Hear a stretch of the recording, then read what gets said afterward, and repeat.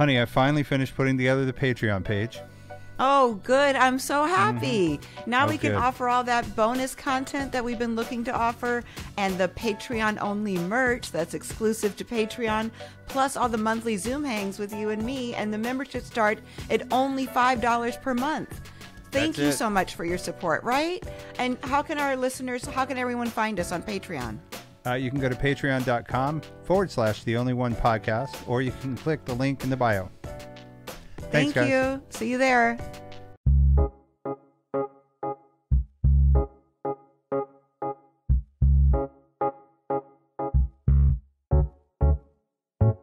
Christophe, Zajac, Denek, how are you? I'm excellent. This is amazing that we're in person doing this. I know. I love this. This is a complete... I feel like I want to just spend a moment and enjoy this energy because this is really awesome. It is, isn't it? We can just like take that in for a minute and just like feel the actual and not virtual presence of other people. It's really, really beautiful. It's awesome. So before we start the interview, I just wanted to ask you, tell me like one fact about you that usually shocks people.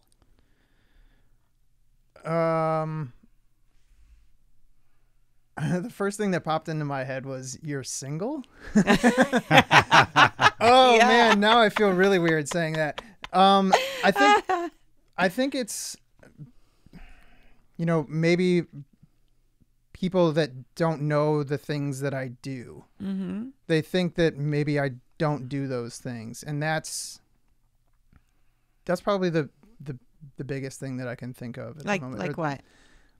Like being as active as I am and being interested in so many things as I am, which also really plays into why I think I'm single, because I spend my time doing all these things like surfing and drumming and working as an actor and a journalist and all these other things where, my schedule is so full that I don't have so many holes or gaps to fill with other things. Yeah. Well, I was actually one of those people that was shocked that you were single, because I asked you that question in our pre-interview and I said, really? And then we talked about that for a little while, and we'll talk more about that in the interview. But thank you for that. Yeah. I am Laura Cathcart-Robbins. This is The Only One in the Room. But I'm not the only one in the room today. As usual, we have my boyfriend, producer, and co-host, Scott Slaughter, who I call Hun. He's here as well. Hi, honey. Hi, honey. So today we're talking to Christophe Zajac Denek. I'm going to tell you a little bit about him. He's an actor, stuntman, a pro drummer, a surfer, a 4'4" little person for films, TV shows, commercials, events. Christophe is an energetic and thoughtful individual. This is actually from one of his pages, so I just kind of turned the words around. It's an energetic and thoughtful individual who is genuinely curious by nature. He hosts and produces I'm Kind of a Big Deal, a podcast about people with dwarfism. It is a great podcast. I've been listening to it. I love it. Thank you. Yeah. And he says that creating it has given him the chance to connect with all types of different people, hone his recording chops, and creatively tell different people's stories, which is, we have that in common because that's what we're doing here. Yep. He comes from a background ranging from touring musician, TV producer, actor, stuntman, entertainer, and project manager. Let's just say that he's dipped his toes in several different ponds, and they've all been fun and rewarding, especially the time he landed a villainous role in David Lynch's Twin Peaks, which is so cool. Mm-hmm. I want to hear about that too. Yeah. So welcome to the show. I'm honored. Thank you so much for having me. This is great. And we have to shout out Daniel Hughley. Yeah, absolutely. For connecting the two of us. I was texting him today saying, I'm going to go see Laura. He's like, that's so cool. So, the nicest guy. He's the nicest guy. Oh, my goodness. Yeah, we went on a hike the other day, and I don't know. There's so many things. I met him not too long ago, and there's just so many things that he and I have in common in life. We're very different people, but there's so much in common. It's so weird to have that with folks, and I'm so grateful to have him as a new friend. So yeah, me too. I met him not that long ago either. He was connected to me through someone else, and just the most generous, forthright, like whatever you need. He's just a good person. Yeah. And then he immediately came up with you, and he's like, you need to meet my friend. He'd be perfect for your show. And I was like, yes, please. Please connect us. What an amazing guy. Yeah. Thank you, Daniel, for connecting us. Thank you, Daniel. Tell me, how do you identify? I identify as a little person, a bald individual, definitely curious and, always kind of seeking what I might be or the next thing in my life. Okay. The bald is working, by the way. Thank you. It's really good. I lucked out in that. You did. That It doesn't works. work on everybody. Yeah. It definitely works on you. So I want to just make sure I have my terminology correct. Yeah. Okay. Little person is the correct term to use. Little person is the correct term. I would also say short-statured individual, person with dwarfism. Okay. I do have a little spiel that I tell everyone who asks me this. Yeah. That and there's a little call to action that's mixed in with this as well. So I say that the most appropriate term to call someone is their name. And the reason why I say this is, I feel like there are a lot of people rolling their eyes sometimes when they hear this, but little people are avoided and pointed out. We have photos taken of us. People just want to kind of get away from us. And so that's why I say that the most appropriate way to call us is our name, because that means that you have to actually walk up to us and see some sort of connection with that person and ask for their name. And so if you introduce yourself and you get that name, that is the proper way to call anyone. It's not necessarily a label, but yeah, if you're describing a condition or something like that, it's dwarfism, little person. Dwarf is acceptable as well. Midget is the term that a lot of little people will find offensive, and non-little people as well. It's but okay. Yeah.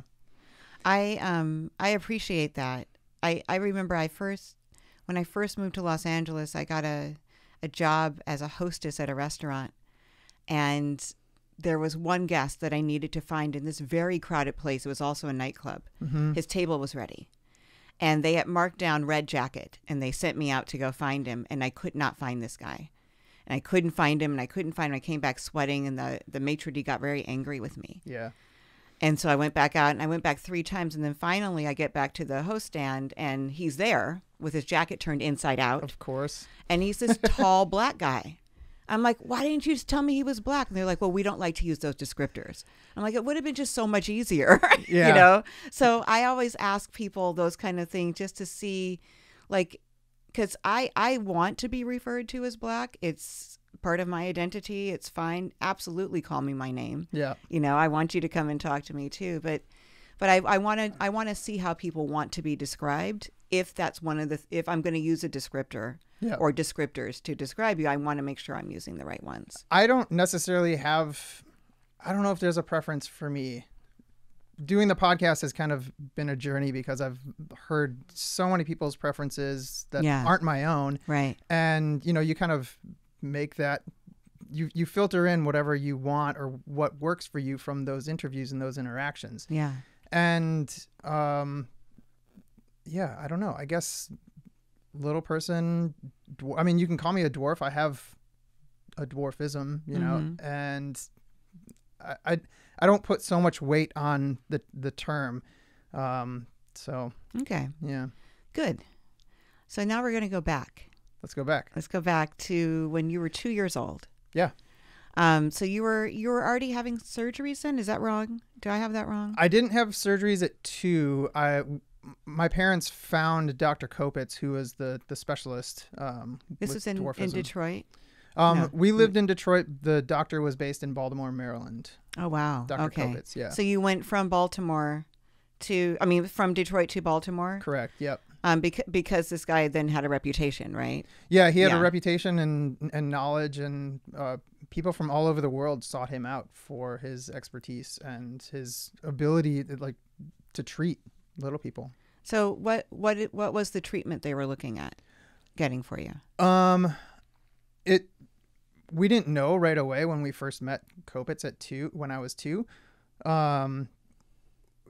he, measured me and then wanted to spend a couple years observing and seeing what I needed. And so that's what my parents did. And then I'm guessing maybe a couple of years into doing that, he laid out a plan that, around age 6, I would need to have a reconstructive leg surgery because there are 2 bones in your lower legs, the tibia, which is the weight-bearing bone, and then the fibula is the non-weight-bearing bone, which helps make the knee joint and the ankle joints in your lower leg.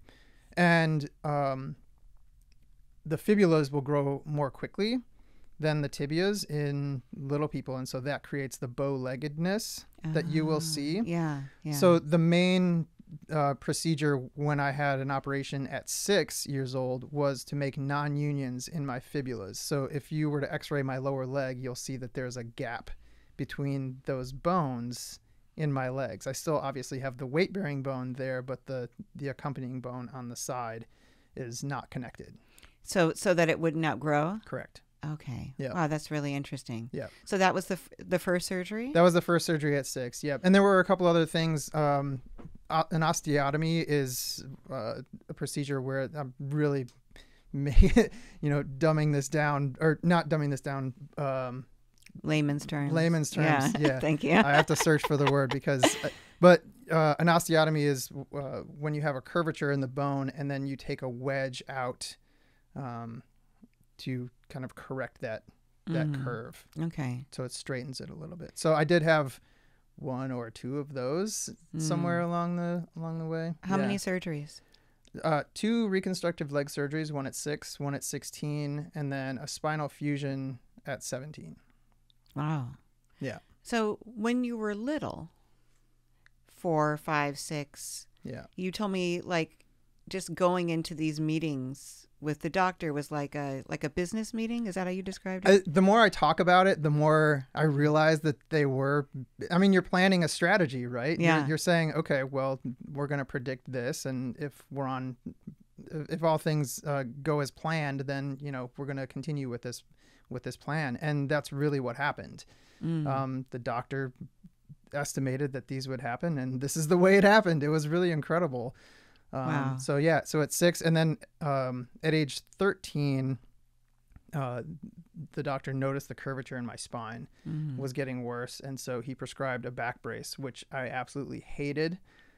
The worst thing, that you can give to a 13, 14-year-old. Absolutely. Besides headgear. Yeah. Or a halo or something like that. Yeah. All that stuff. Yeah.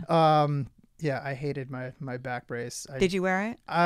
Yes, and I also Ish. I honestly just figured I was going to have back surgery, which is a terrible thing to just assume because that's what you're trying to avoid. Yeah. But, it just But thankfully I lucked out. My spinal fusion is pretty significant. It's from T1 to L4. So it's pretty much my whole back. Wow. I have 2 rods that are attached to my spine with hooks, and then they go in and fuse every vertebrae with little bits of bone. So I don't actually need the hooks and rods after 3 months because your back is healed, but it's such a traumatic experience to open up the back and take that hardware out. So they just leave it in there if there's not a problem. Was that one surgery? That was one surgery. Damn, how long was that? Oh, I don't know. It was, hours and hours, right? and hours. You have to get up and walk the next day. You have to. Oh, wow. Even if you take 2 steps, you still have to get out of bed, and they need to know that you can, right? Yeah. So so I understand logistically what that was like, but what was it like emotionally for you? In the moment, it was just not just the back surgery, but all the surgeries, confronting that. I have this saying that I say that little people have to grow up before everybody else. And that was my experience because, 6-year-olds shouldn't be having business meetings about their health, or the majority of them don't. And, when you have business meetings, you have to act like a different person than just a child. Yeah. And so I didn't know anything else, right? It's just what I have to work with and what I have to do in order to not have pain, to have mobility, and to live as close to a normal active life as I possibly can. So I guess I was really chill about most of it. Mm-hmm. I knew my parents had my best interests in You mind felt and like heart. loved and supported by them. Oh, and absolutely. taken care of. And the Yeah. doctor too. I mean, you couldn't find a better doctor who was technically capable, and also the bedside manner was Mm-hmm. amazing. You were the only one in the room. You were the only one who he cared about when you were in the room with him, and In a good way. in the best Yeah, way ever, yeah. And so I felt so safe with Dr. Kopitz and my parents there and stuff like that. And it was, it really was just what I didn't know any other way, and so you just deal with it. My mom mentioned that at some point when I was 6 and before I had the surgery, I expressed to her that I didn't want to go through with the surgery. And my mom apparently just spoke to me like an adult and said, well, if we don't go through this with the surgery, you will have problems walking. You might have some pain. You will have, stuff will be harder for you. And we all have your best interests at heart. And we think that this is the best thing. And we want to trust Dr. Kopitz with this. And apparently I just said, okay. Yeah. And went and did it, So, Is it pretty common? A pretty common surgery? Because I've never heard of it, but I don't know. And I also wonder, is there privilege involved in this type of surgery, or is it available to anyone who needs it? Both of my parents had really good jobs, so we had exceptional insurance. Yeah. I think there are some folks, who might not have been in such a advantageous situation, that would have been restricted, and travel as well to get, not everyone can get to Baltimore to do the stuff that they might need to do. I also say that dwarfism is a mixed bag, because I have friends who have had 0 surgeries in their life, and they don't have pain and they're mobile and they can do the stuff that they want to do. And then I know other folks who have had my roommate, when I was recovering from my second leg surgery, he had 11 back surgeries. 11 back surgeries? 11 back surgeries. Yeah. Wow. And how old was he? I think he was 12. Jeez. Yeah.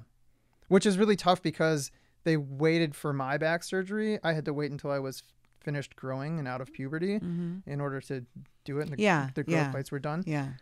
So to keep going back in and back in and back in, it's just and he was also in a halo, and it was just it perspective, right? Like perspective. And it's you have to play the hand you're dealt, and it's as grim or unlucky as, I don't know what you want to call it. It can be really, really tough for folks. We had a guest on once who talked about Jack and Jill. Are you familiar with that?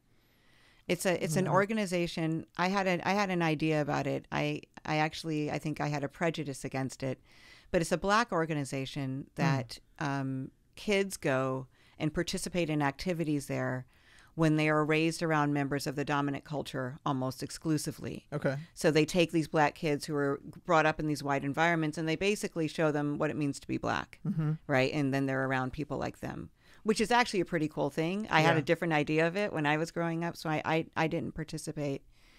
I'm wondering if Little People of America is similar. Is it the same kind of idea? And did you participate in anything like that while you were growing up? I didn't really participate in LPA. That's what, LPA. Yeah. Okay. My parents, they encouraged me at some point to go, and it was already too late because I was like a rebellious teenager and I didn't want to. Oh, you were a teen. Yeah, you were like done. Yeah, they didn't really get involved with LPA before that. I guess I kind of wish I would have been involved, because my friends who were involved at an early age or started at an early age, they really had a great community. They had built up friendships and relationships, and they were already around a bunch of little people. So I think that they probably accepted themselves maybe sooner than I did. I don't know. I'm still trying to figure this all out, but who knows? Who knows? Who knows? Yeah. I do sort of wish now at 42, I do wish I would have been a part of LPA, but I do think that it's very similar because it gives little people an opportunity to be themselves around other little people. Yeah, exactly. And I've only been to one LPA national conference, and it was incredible. There were thousands of little people in San Diego in the hotel. I think it was the Hyatt or something like that. Yeah. And we're all just hanging out in the lobby, and then there are dances every night, and there are dinners, and you meet all these amazing people. And my jaw was just on the floor the whole time because I was having so much fun, and I was meeting great people and just having all these experiences. Getting podcast guests. Yeah. No podcast at that time, but yeah, that would have been would have been perfect. Yeah. Yeah. Gold mine, right? Yeah. And well, that probably helped to push me. I could be really slow sometimes. So that was like 7 years ago that I went. But then it planted a seed, and then you're like, yeah. I can now go on and interview people like the ones that I met at this conference and tell all these different stories, like you said. So when you and I talked, we talked about discrimination that we both experienced, and me as a Black woman, you as a little person. And on your podcast interview with Allie Chapman, which I really encourage anybody who's listening to this to listen to these two. I forgot the numbers of the episodes. They're 2, right? She's on 2 episodes. I think it's in the early 20s in the numbers. You'll find it. You'll find it. They're 40 something episodes total. Yeah. So she's a Black little person. She's fascinating. She's just like, she has this really, really fresh, kind of unflappable point of view. And I want to talk to you more about the racism aspect. But right now, what I wanted to ask you is that she said that she didn't experience much bullying in grade school, middle school, and high school. You seem surprised by that when she was saying that. And I wanted to know what your experience with it was while you were growing up. I wasn't really bullied so much in high school. And the thing that pops into my head immediately when, you bring that up is she also would try and dress like a child. Yes, she did. The wintertime, she said. In the wintertime, she would, purposely dress like a child so that there would be no question. And I just released an episode where I asked a number of my guests, what's the most difficult thing about dwarfism? And Allie shared an experience that she had recently where she was working in Vegas. She was at a casino, at a hotel, and a casino worker came up behind her and said, excuse me. You gotta go. Yeah, you gotta go. Yeah. And she turned around and Allie said, listen, I'm not a child, I'm an adult. And the woman was just apologizing, to the moon and back. Yeah. I mean. Yeah. And just to add on that, she had said that wintertime was one of her favorite seasons because she could put on her big coat and her scarf and put her hood up and walk down the street and nobody would point or stare or ask questions. Yeah. Or she didn't say take pictures, but, that type of thing. Yeah. But she also talked about like on campus, she was okay because people knew her. They had known her from the very beginning. Yeah. She went to school with all these people that she knew, they knew each other from pre-K or first grade or whatever. Yeah. I think it's great that she feels that she wasn't discriminated against or all that much. It's there, it really is. Like it's whether you choose to describe it or push it down, it's still there. I mean, it happens to me on a daily basis if I leave the house. It's just something that goes on, and folks are gonna point and take photos and avoid us and just do that. And the thing that I experienced the most was people not including me. I was bullied through, alienation and just being left alone. Yeah. And that's not, which is really painful. And I didn't even really understand that it was happening because, everybody has a different threshold of social ability or, different social lives. And so you think that yours is normal, even if people aren't getting together with you or asking you to go out. But yeah, there's a lot of isolation that you feel when you're a little person and you're not included. So I might not have understood it in the moment, but that's what I understand from my experience, now. Yeah, I mean, I can totally see that. I mean, I definitely experienced some of that, probably to a different degree. Yeah. But I was just kind of a weird kid, and I was Black, and I'd been raised around a lot of white people, so it was like I didn't really fit in with any particular group, and I kind of learned to just surf them. I like go hang out with this group and hang out with this group. That's the same. Yeah, yes. Yeah. I did that too. And Allie mentioned that. I mean, a number of my guests have mentioned that their social groups are so similar to my social structure when I was growing up. I was friends with, one of the jocks and, one of the cool kids and one of the musicians. And, I don't totally understand. I guess I haven't deconstructed that, but I love the term that you use. You surfed them. Yeah, that's great. Well, yeah, and plus, you're a surfer too. Yeah, so. But I did, and it was, and like you said, it wasn't particularly painful, or I wasn't aware of that at that time. I certainly didn't see it as bullying. Yeah. But I wasn't. There were groups that I definitely wanted to be included in. I knew that it was surface for some of them, and thankfully this was pre-social media, so I didn't see the Instagram picture posts from them, getting together over the weekend without me. That would have been difficult. Do you think that affected your ability to kind of come into yourself when you didn't have a solid clique of all these folks and you were kind of surfing from friend to friend?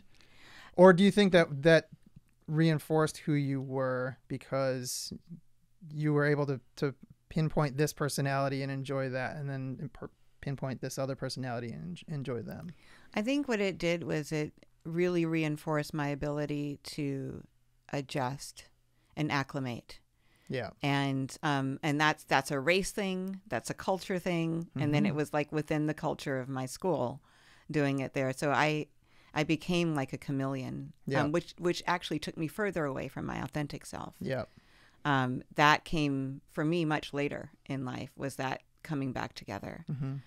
It was very necessary at the time. So I don't know that I could have done it any differently. And I wasn't aware of being in pain about it. It was just what I had to do. Yeah. And actually it felt okay then, but then later on I kind of paid a price for it. I don't know if you and I talked about that, but there was addiction, for me in the future. And then that got really bad. And then I've been sober for about 13 years. I was at 13 years. Congratulations. Thank you. That's amazing. Thank you. Yeah, but you should be proud of that. I believe that was a result of my departure from my authentic self all those years. Thank you for that. That was a good question. I want to talk about a couple of things. I want to talk about your acting career.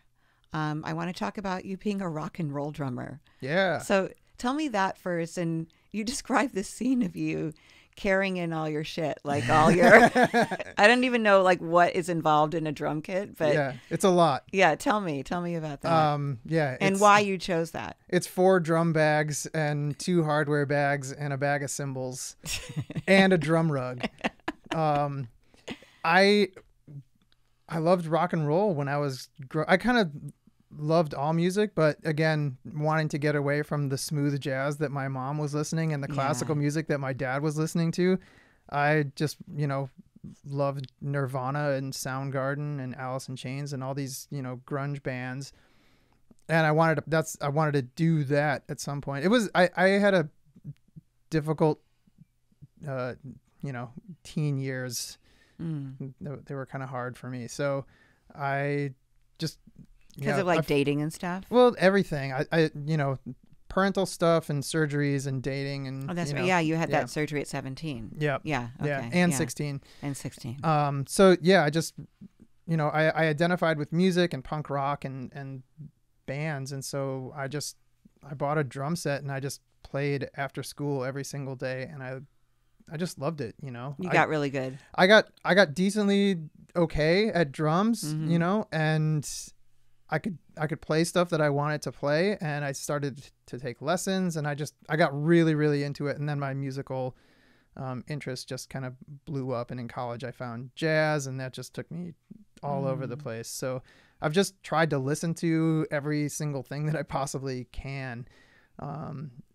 And then so I graduated from Michigan State University and couldn't get a job in the field that I graduated in my major, which was telecommunications and film. Mm-hmm. So all of the recording studios basically lost a ton of work in 2001 when everything crashed, and there was no work. I couldn't get an internship. Like, doors were closed all over the place. So I kind of made a pact with myself, and I asked myself, are you going to be upset if you don't try to be a musician?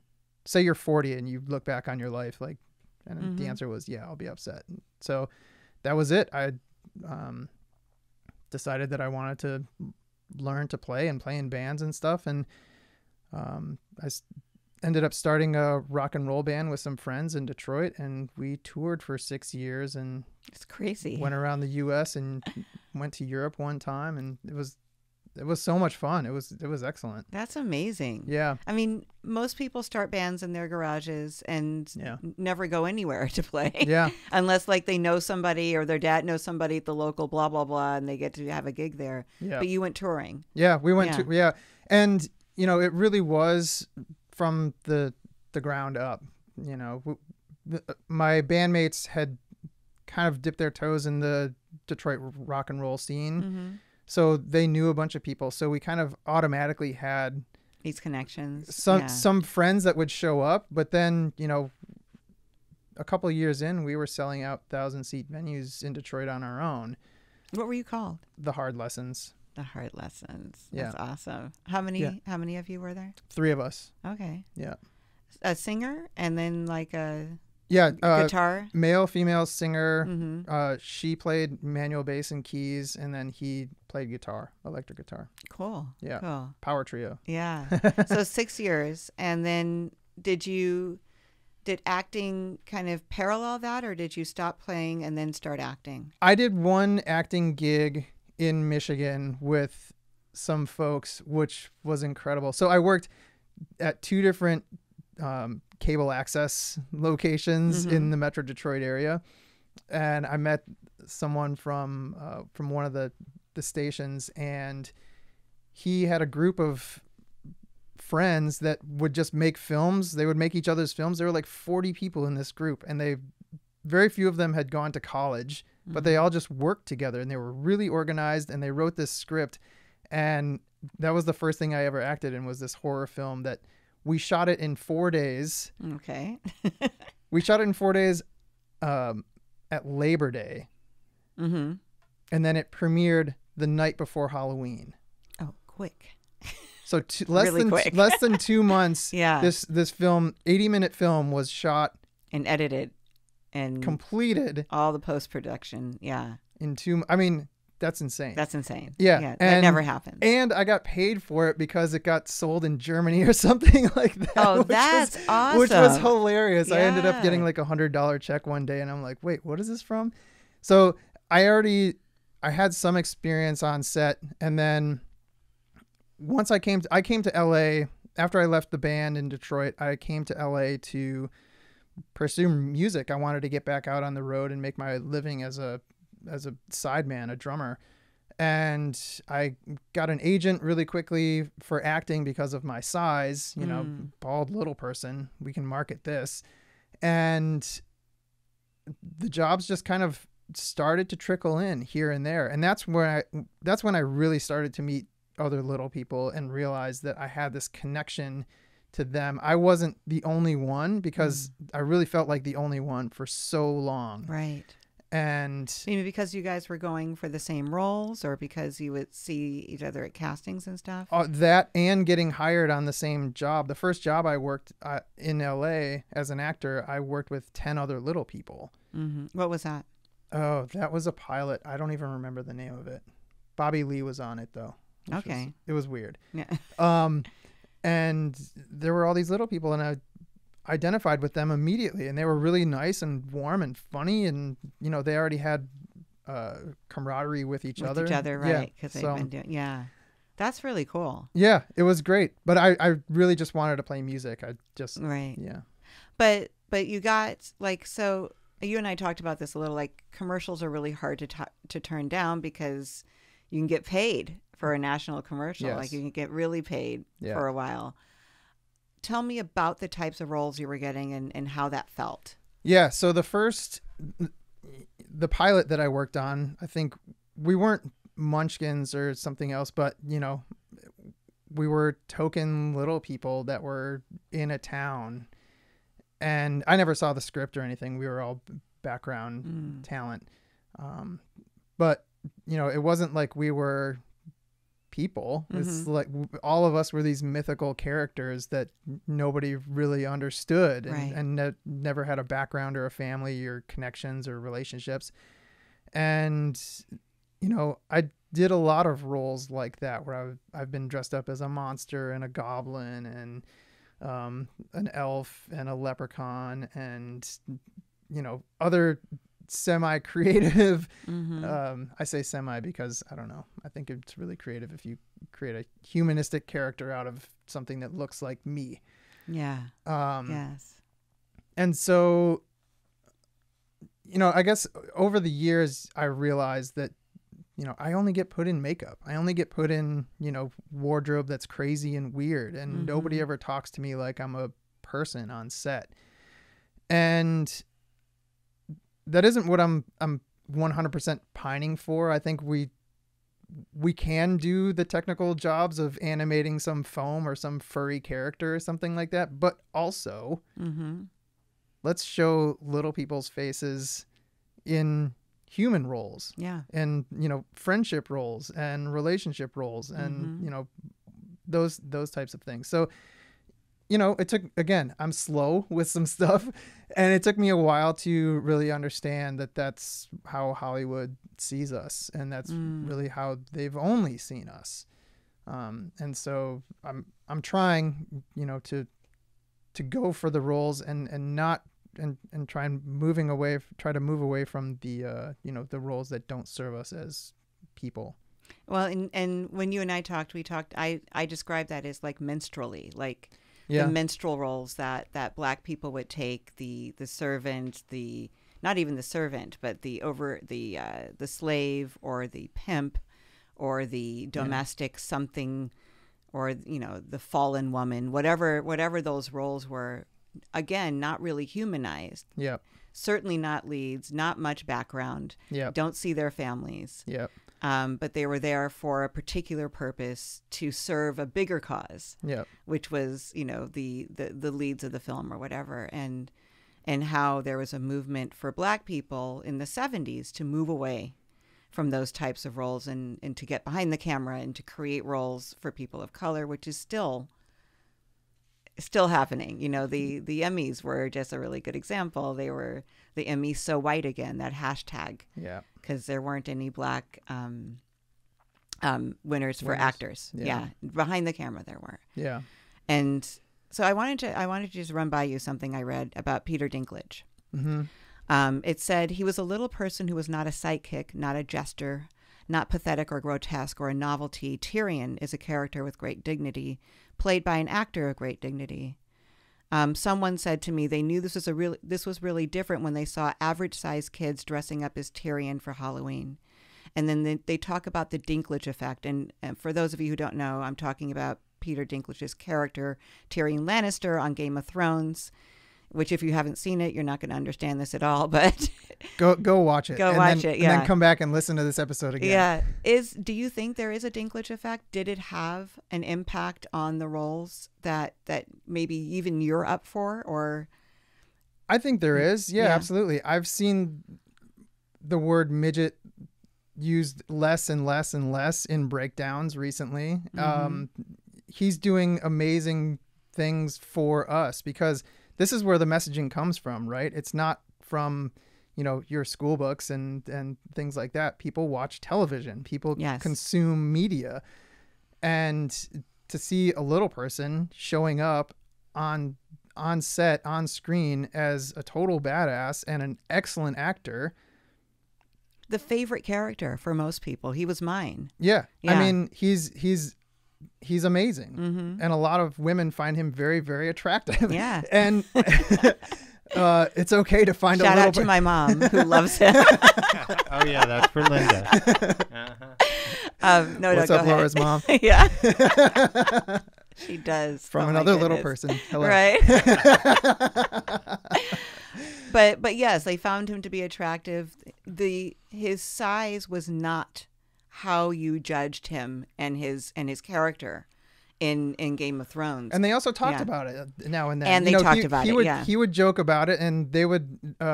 He also set them straight, though, too. He also about set it. them straight, yeah. Yeah. And he received some negative comments and other stuff. It's the thing is, the reason why I feel like people don't accept little people is because they don't understand us, and you can't understand us without being exposed to us. And so Peter is just offering up all of this incredible exposure to little people, and talented little people at that. That's only going to be good. It's still a gigantic rock to push up a very long hill, but it's something. But it's something. Yeah. And he's not just an actor now, he's an executive producer. Yes. And he's making other things. Mm-hmm. There's a film that he starred in called The Station Agent, which, Yeah. have you seen it? No, but Yeah. I know of it. Yeah. That was the first time I ever felt accepted in any sort of media whatsoever. Because even though I hadn't had a girlfriend at the time of watching the movie, I saw it and I said, this is me. Like, Yeah. he's sad. I'm sad. They're not moving the camera off of his sadness. They're actually showing him being sad and difficult and annoying and, wanting to push people away. Like, that's how I am. Showing Like, I the want humanity. Yeah. Yeah. But people don't really understand that, you know what I mean? And that's why I say all the comments, all the photos, all the avoidance, all that stuff they're just defense mechanisms for not really spending the time to actually get to know Yes. someone and just accept them, for who they are. Mm-hmm. So I definitely believe in the Dinklage effect. I think that he's doing incredible things, and I'm really proud of him. It's awesome. I got to work with him once, and Really? It was a great experience. The other thing is too, I have a lot of friends who have been in the acting industry in Hollywood who are little, and they have, they've never played a human role. Actually, I wrote an article because the first little person that I've ever seen, and any of my friends have ever seen, to appear in a national commercial happened a year ago. The first time ever that a corporation had a national commercial with a little person, not in a costume, Right. just as an actual person. It happened in November or December of 2020. Do you know what the brand was or the company? The brand was Amazon. Yeah, because Amazon. I Okay. interviewed Alexa. Her name is Alexa, by the way. Okay. Right. Which is That's incredible. funny. Yeah, Yeah. it's insane. But yeah, I interviewed her because I saw the commercial and I was like, this is insane. This has Yeah. never happened. And so I also wrote an article for a publication and, highlighting that this doesn't happen. And Yeah. one of the individuals that I interviewed had been in the industry for around 25 years or something like that. And, throughout our interview, he was saying, "Oh, it's been really tough, but it's getting better. And we haven't really been seen, but they're starting to come through." And I asked him, like, how many roles have you played where you're just a guy? Yeah. Well, not, None. yeah. Yeah. It just doesn't happen.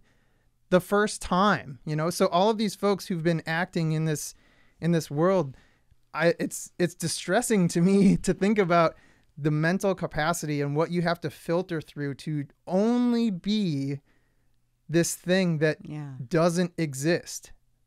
Well, and that's why representation is so important It's in huge. the media. And people, don't realize it when they're part of, for me, the dominant culture. Yeah. Scotty says it's like a fish not knowing it's wet because it's just like Wow. you're in the water, right? Yeah. Like I didn't even know I was wet. Mm-hmm. But it's so important. It's and I'm an inclusionist. I fight across the board. I don't fight. That's not the right word. But I push for that across the board to have representation in all aspects of everything I do in every area. Mm-hmm. Where are these people? Where are these people? Where is this? Where are the people who learn this way? Where are the left-handed people and the right-handed people need a left-handed person too? You know, like we have to have everyone. Yep. And we have to make them all feel included. We can't just have them. We have to make them all feel included. I want to switch to dating. Ooh. Because we just have a few more minutes. Yeah. He just showed me a time card. You told me that dating is terrible and difficult. I said that? You did.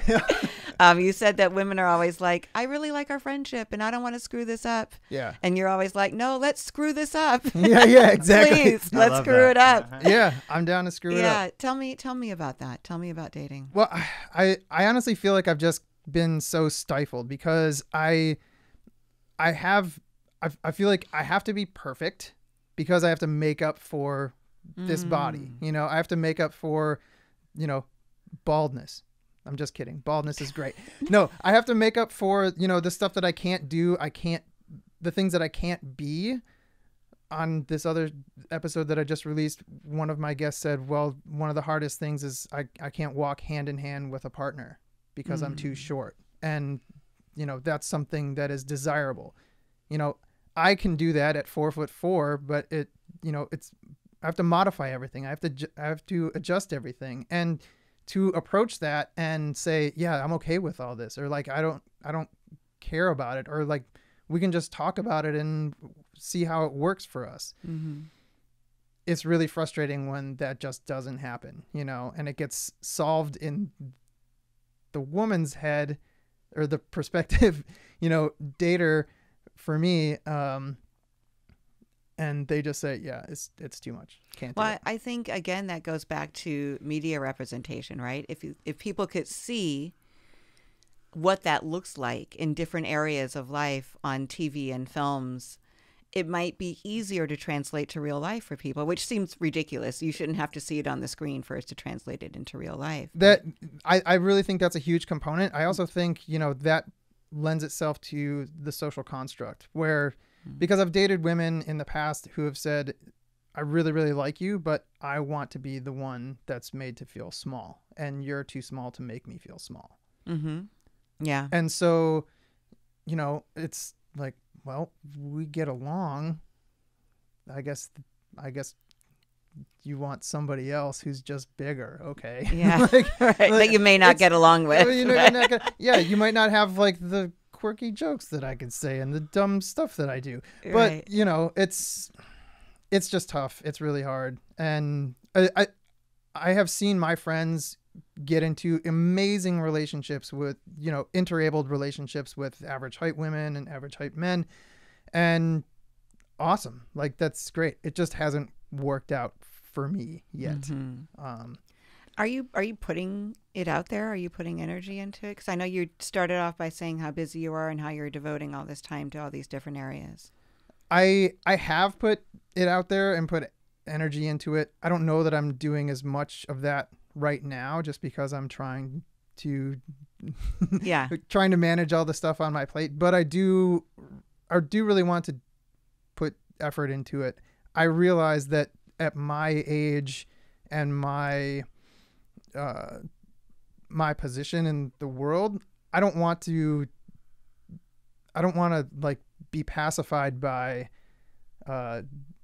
social media, and I don't want that to be the thing that takes up my time. I really want to waste my time with an individual who's actually living and breathing. Yes. So you're talking about dating apps and stuff? Dating apps. Like you don't want to do that? But I think there's a lot of like people just get pacified by, being entertained by stuff that's just can be held in their hand, you know, on a screen. And that isn't who I am. And I can see myself going down that path and just saying like, oh yeah, that's good enough. That's okay enough. And, you know, having a bunch of friends, but no, like I'd rather like, I'd rather screw up a bunch. Yes. I love that. Scotty loved that when I told him to.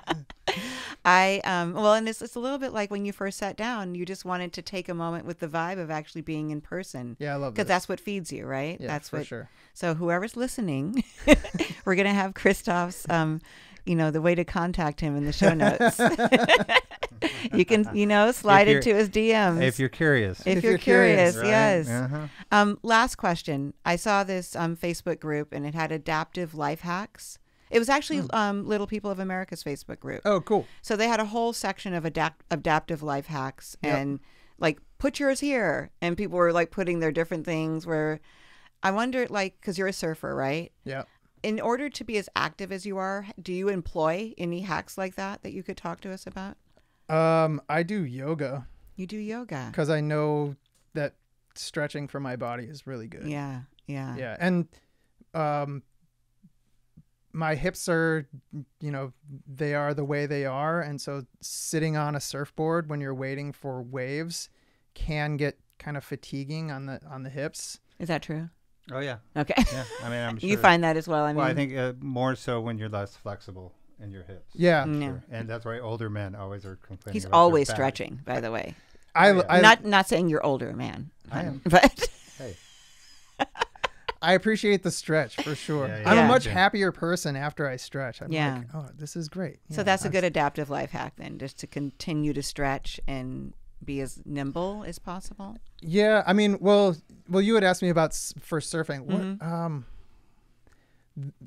the one adaptive life hack that I have that does also relate to surfing is I have a hatchback, and I bought my first hatchback in 2008, and we put a nylon strap because I would have to either get a stool to grab the hatch to pull it down, or I would have to jump, whatever.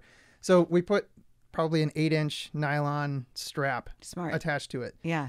I've gone through 4 cars. This is the 5th car, and that's the only thing I've brought from every single car. Is that strap? I have this 8-inch strap that probably costs 60 cents or something like that. But I don't want to make another one. I just take it off the car. And you appreciate it every time. I appreciate it. You should market those. I should. Yes. Don't steal this idea. Whoever's listening. You'll have to brand it. The Christophe something. Yeah, but the thing is, like, people buy new cars. They like new cars. Cars now just close with a motor. Like, they have a button. Oh, that's true. Beep. That's true. Yeah. Okay, so then we'll figure out something else. I think you can tell how old my car is. I think that is the end of our conversation, which went really quick. There were some other things I wanted to talk to you about, but I talk a lot. No, you didn't. You talked. I mean, you did, but you didn't talk too much at all. I was fascinated. Oh, awesome! You're so good at this. You're such a pro. I have so much fun, and I knew I was going to have a blast with you. Yes, thank you so much. Thank you. This is amazing.